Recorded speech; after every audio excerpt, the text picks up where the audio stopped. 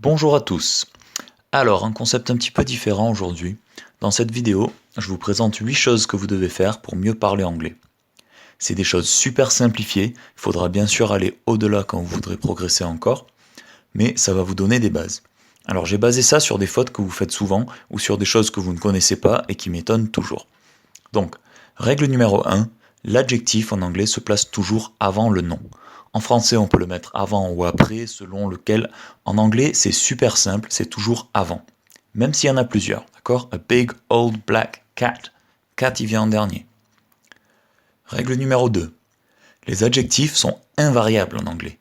D'accord? C'est beaucoup plus simple que le français, il n'y a aucun accord pour les adjectifs. Que ce soit a big cat s'il n'y en a qu'un, ou five big cats, c'est cat qui prend la marque du pluriel, big il bouge pas. D'accord? L'adjectif il est invariable.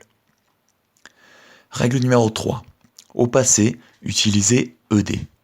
Évidemment, il y a beaucoup de façons d'exprimer le passé en anglais. Il faudra bien sûr les apprendre. Mais les formes composées sont beaucoup plus rares en anglais qu'en français. Donc vous avez tendance à vouloir calquer la construction française. Par exemple, j'ai aimé le spectacle. Alors là, vous avez une forme composée. Alors qu'en anglais, on va utiliser un prétérit simple. I enjoyed the show. Ok? Donc passé égale ed. Règle numéro 4. ing peut se reformuler avec en train de. Arrêtez d'utiliser ing partout.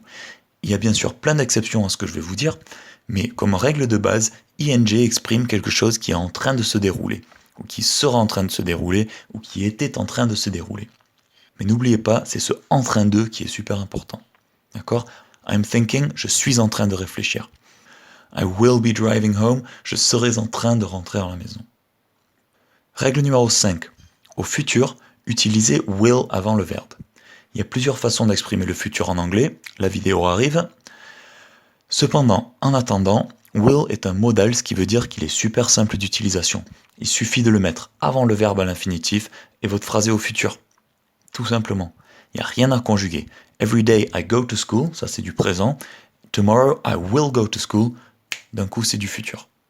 Règle numéro 6. Si c'est une question ou une négation, il faut mettre do quelque part. Ça n'existe pas en français, donc je sais que ça paraît compliqué, mais en vérité ça l'est pas. Il suffit de rajouter do. Il n'y a que 3 formes, donc do, does si c'est à la troisième du singulier, did si c'est au passé. On peut les contracter en don't, doesn't et didn't à la forme négative. Donc il n'y a vraiment que ces 3 formes plus les 3 contractions. C'est super simple et ça va changer vraiment la façon dont vous parlez. Règle numéro 7, c'est pas vraiment une règle du tout, c'est juste des mots à apprendre. Les pronoms interrogatifs, il faut les connaître, on s'en sert tout le temps. D'accord? What qui veut dire quoi? When qui veut dire quand? Where qui veut dire où? Why qui veut dire pourquoi? Who qui veut dire qui? Attention à la prononciation de who, on prononce comme s'il n'y avait pas le W. How qui veut dire comment? Et how many et how much qui veulent dire combien. How many si c'est un nombre, how much si c'est une quantité.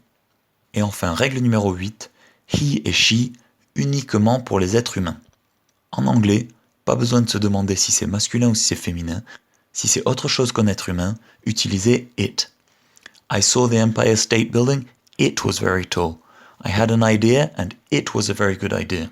D'accord? The Empire State Building ou une idée, ce ne sont pas des êtres humains, ce sont des choses, des concepts. Tout ça, c'est it, toujours. Allez, on résume.